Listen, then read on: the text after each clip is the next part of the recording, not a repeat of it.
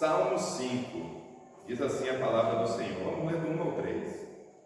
Dá ouvido, Senhor, às minhas palavras, e acode o meu gemido. Escuta, Rei meu e Deus meu, a minha voz que clama, pois a Ti é que imploro. De manhã, Senhor, ouves a minha voz, de manhã te apresento a minha oração e fico esperando. Senhor, meu Deus, Todo-Poderoso, a Ti toda a honra, toda a glória, todo o louvor. Fala, ó Deus, aos nossos corações através da Tua palavra, em nome de Jesus, para a glória de Deus Pai. Amém. E graças a Deus. Irmãos, esse aqui é um salmo de Davi. Davi não era uma pessoa qualquer. Davi era um guerreiro. Davi era um combatente. Davi sabia resolver as coisas na espada. Davi era um homem sanguinário, embora nós tenhamos a garantia bíblica de que ele era um homem que tinha um coração segundo o coração de Deus.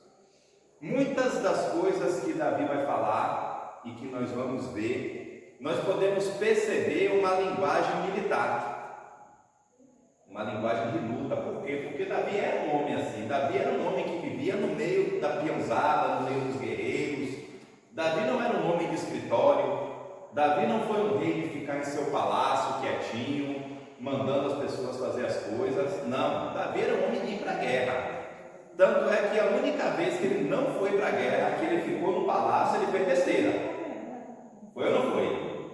A única vez que ele mandou os seus homens irem para a guerra e ele não foi para a guerra, ele fez besteira. Foi quando ele pecou como etc. Então Davi, se tivesse ido, se ele tivesse no campo de batalha, teria evitado tudo aquilo que aconteceu. Então, irmãos, a gente pode ver que aqui Davi está abrindo o coração dele para Deus. Este salmo Davi escreveu quando ele estava fugindo de seu filho Absalão. Irmãos, imagine o sofrimento de Davi.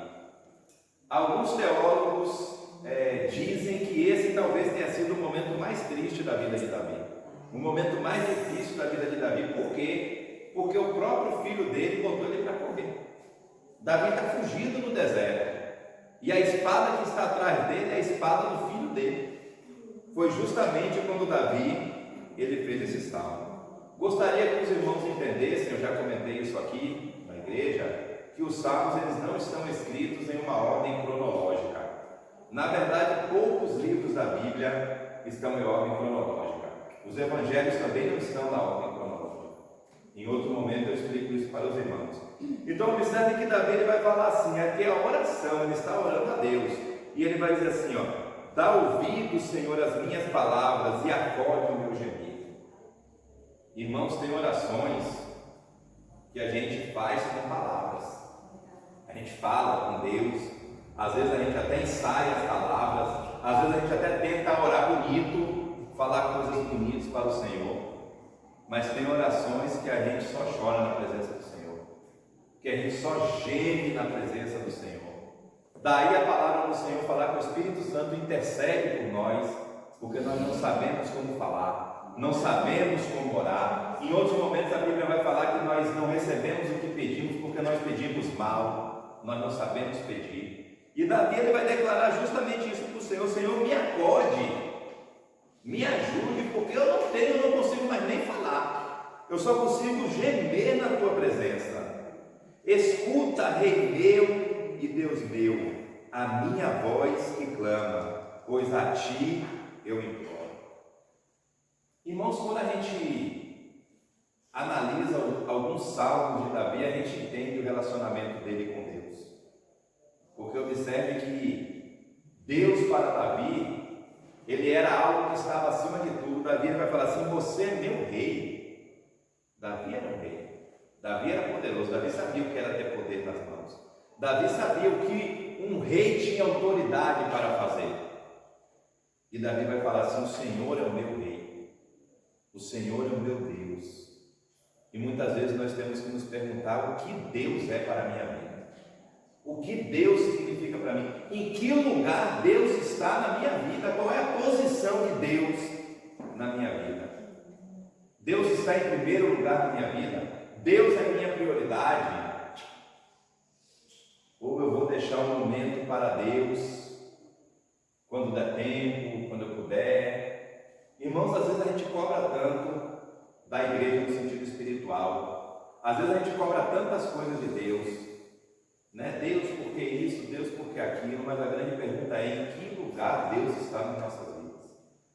Qual é a posição de Deus nas nossas vidas? Qual é a posição de Deus na nossa igreja? O que eu tenho colocado como prioridade no lugar de Deus?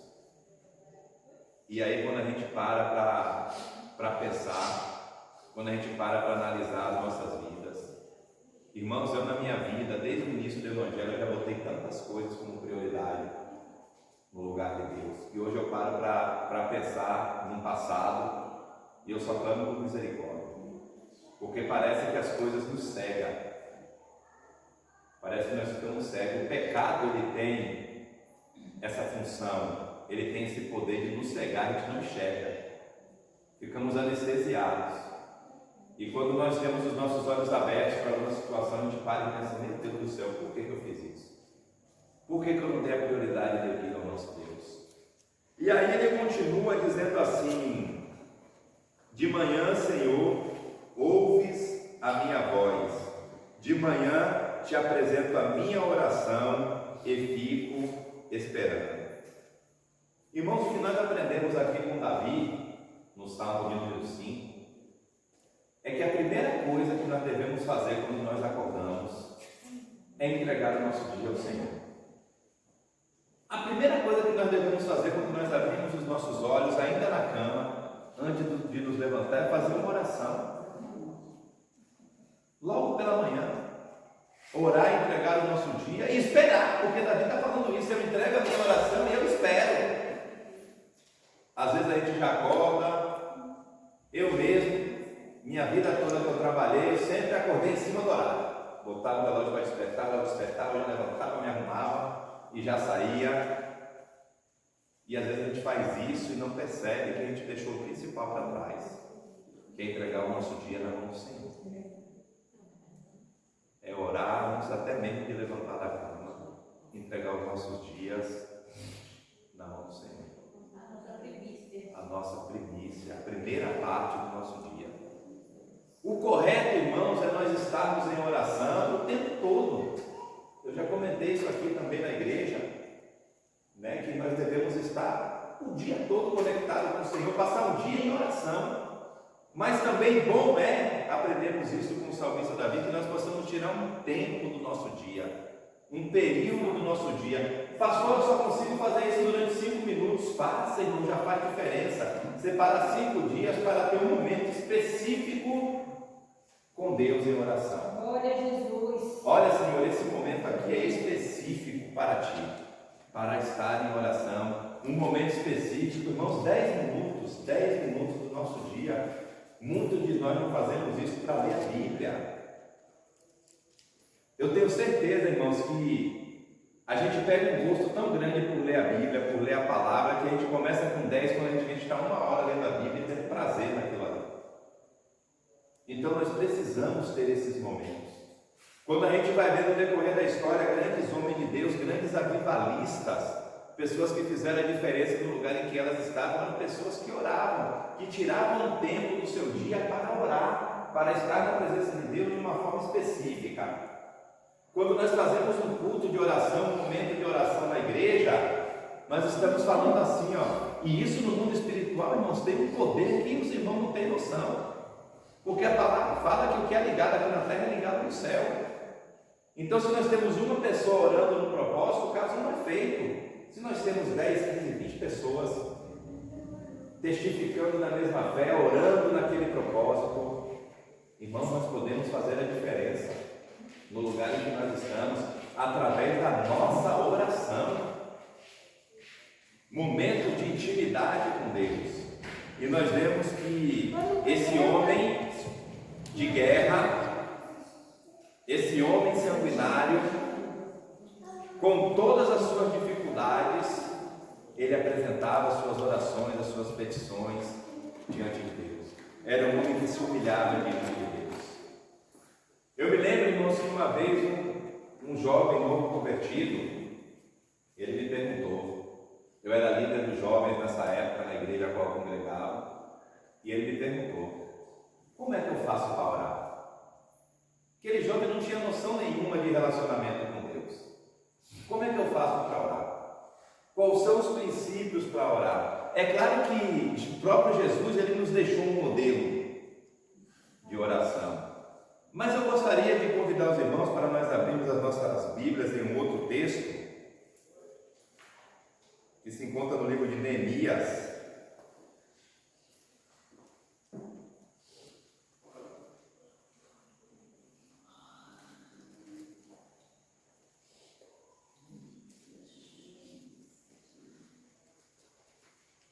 Neemias,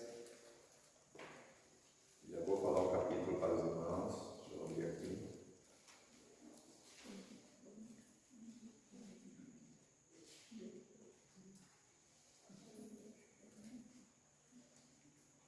Acho que é o número 9. 9.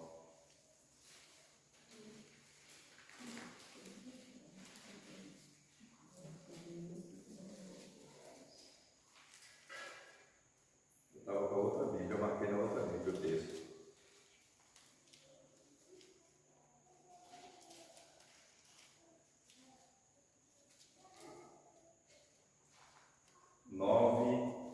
A partir do versículo 6. Irmãos, observem que aqui Neemias ele acha o livro da lei, o povo estava afastado de Deus. Então os sacerdotes da época, eles acham o livro da lei, eles mostram para Neemias reúne todo o povo numa grande assembleia, lê o livro para aquele povo. A palavra fala que eles demoraram fazendo aquilo, todo mundo quietinho ouvindo o livro, os sacerdotes se revezavam na leitura, e no final dessa leitura, Neemias ele vai fazer uma oração a Deus. Agora olha o que Neemias vai dizer para o Senhor, e os irmãos observem se dentro da estrutura da oração de Neemias, a gente não vai ver a mesma coisa que a gente vê no Pai Nosso. A palavra do Senhor diz assim, a partir do versículo 6. Só Tu és Senhor, Tu fizeste o céu do céu, e todo o exército, a terra e tudo que nele há, os mares e tudo quanto há neles, e Tu preservaste a todos com vida, e o exército dos céus te adora. Tu és o Senhor, o Deus que elegeste Abraão, e o tiraste de Ur dos caldeus, e lhe puseste por nome Abraão. Achastes o seu coração fiel perante ti com ele, fizeste aliança para dares a sua descendência, e a terra dos cananeus, dos heteus, dos amorreus, dos ferezeus, dos jebuseus e dos girgazeus, e cumpriste as tuas palavras, porquanto és justo. Viste a aflição dos nossos pais no Egito, e lhes ouviste o clamor junto ao Mar Vermelho. Fizeste sinais e milagres contra Faraó e os seus servos e contra todo o povo daquela terra, porque soubestes que o tratavam com soberba, e assim adquiriste renome, como hoje se vê. Dividiste perante eles o mar, de maneira que o atravessaram em seco, lançaste os seus perseguidores nas profundezas, como uma pedra nas águas impetuosas. Eu só vou ler até aqui para os irmãos, que aqui já dá para a gente ter uma ideia do que eu quero falar para os irmãos. Observe se ele não começa conversando com Deus, exaltando e engrandecendo o nome do Senhor, como a gente vê lá no Pai Nosso, não é verdade? E aí depois que ele exalta e engrandece o nome de Deus e fala como Deus é grande, ele começa a contar toda a história do povo dele. Vai lá em Abraão. Foi tu, Senhor, que escolhestes Abraão, foi tu que vistes, sondaste o coração do teu servo e tua fidelidade. Aí depois ele vai e lembra a Deus do Egito. Foi tu que salvou o povo lá do Egito, que fez o povo passar com os pés secos, abriu o mar e depois jogou os soberbos nas profundezas.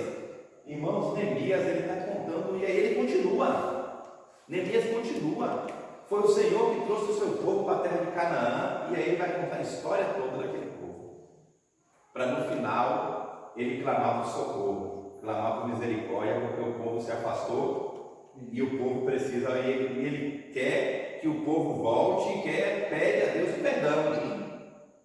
Deus ajuda esse povo, perdoa esse povo. Então, irmãos, a resposta que foi dada para aquele jovem é a mesma que a gente traz para a gente hoje.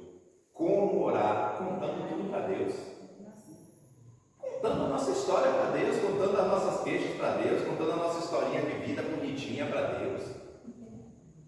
Desde o início, clamando a Deus por misericórdia e pedindo que Ele entre aí é o individual de cada um, que Ele entre com providência onde seja necessário Ele entrar. Irmãos, orar é isso. Orar é a gente contar a nossa história para Deus, é a gente se comunicar com Deus. Em algum momento de tudo isso, Ele vai estar todo momento sondando o nosso coração. Em algum momento Ele vai nos responder de alguma maneira. Em algum momento Ele vai falar conosco de alguma maneira. Seja falando claramente aos nossos ouvidos, seja mandando o escape que a gente está precisando, seja mudando a situação que precisa ser mudada, seja enviando alguém para nos ajudar naquela área que a gente precisa de ajuda. De alguma maneira Deus vai falar conosco. De alguma maneira Deus vai enviar a resposta que nós precisamos que Ele envie. Orar é isso, irmãos. É nos colocar diante dele, de joelho, deitado, em pé, não importa. Cada um se coloca diante de Deus da forma que acha que deve, contando que o seu coração esteja voltado para Ele. Tendo o entendimento que Jesus morreu por nós. Tendo o entendimento que o sacrifício é de Cristo. Porque muitas vezes as pessoas oram achando que Deus tem que fazer alguma coisa por nós, que Deus, irmãos, o que Deus tem que fazer por nós, Ele já fez, Jesus já morreu na cruz. O que nós recebemos é por misericórdia, é por graça. Se nós temos alguma coisa, se Deus nos deu alguma coisa, sabe, é um bônus extra. Porque a nossa promessa não é aqui nessa vida não, irmãos. Se a nossa promessa fosse aqui nessa vida, para coisas materiais, para alegrias materiais e passageiras, todo crente era rico, todo crente tinha abundância, e a gente vê que não é bem assim. A gente vê que existe leis que o próprio Deus nos coloca sujeito a elas. Observe que quando Deus cria o homem, lá no livro de Gênesis, Deus dá o governo do mundo ao homem. Deus fala, olha, criei o homem. Ele fala isso 2 vezes, para o homem governar sobre a terra. Então observe, irmãos, que muitas vezes o querer do homem está até acima do querer de Deus. É complicado entender isso, porque o desejo de Deus é que todos nós venhamos a nos salvar. Só que o homem decide ou não decide se ele quer ser salvo? O homem tem o poder do livre-arbítrio. Aí alguém pode falar assim, pastor, mas a Bíblia fala que o diabo é dono desse mundo. Sabe por que o diabo é dono desse mundo? Porque nós damos legalidade para ele. Porque quando nós não damos legalidade para ele, quando nós não damos brecha para ele, ele não tem autoridade sobre as nossas vidas. Ele não tem autoridade sobre o que é nosso. Ele não tem autoridade sobre as nossas famílias. Glória a Deus. Porque a Bíblia fala que a mulher edifica a casa dela, que o crente edifica a casa dele, protege a casa dele através das orações. Salvação é outra coisa, não vamos confundir. Você ter uma proteção espiritual, você ter uma blindagem espiritual para você e para a sua família é uma coisa. Salvação é individual. É duro falar isso, mas é a verdade. Salvação a pessoa tem que tomar. Às vezes a gente ora pela salvação de alguém, mas aquele alguém precisa decidir querer ser salvo. Não é verdade? Então, irmãos, o inimigo só tem autoridade sobre as nossas vidas se nós dermos legalidade para ele. Se nós permitirmos que ele tenha essa autoridade. Fora isso, ele não tem autoridade de coisa nenhuma. A autoridade que ele tem no mundo, o poder que ele tem no mundo, é porque o homem pecou. Porque o plano de Deus, o projeto inicial de Deus era que o homem não pecasse. Só que o homem pecou. Quando o homem pecou, quando entrou o pecado no mundo, o inimigo passou a ter autoridade, que é uma autoridade limitada. É uma autoridade limitada. Ele é mentiroso. Ele é o pai da mentira. E ele coloca em nossos corações, em nossos pensamentos, né, que ele tem um poder maior do que realmente ele tem. Ele tem poder de destruir vidas, não tenha dúvida nenhuma disso. Mas, irmãos, quando nós estamos na presença do nosso Deus, e quando nós somos pessoas de oração, crente de oração, o inferno treme, os céus descem, porque as nossas orações também provocam os céus. As nossas orações também provocam o nosso milagre, as nossas orações também provocam, chamam a atenção de Deus. Irmãos, aí nós somos poderosos na presença dele. A Bíblia nos ensina, e eu acho isso fantástico, que Deus toma 4 decisões para destruir o povo de Israel.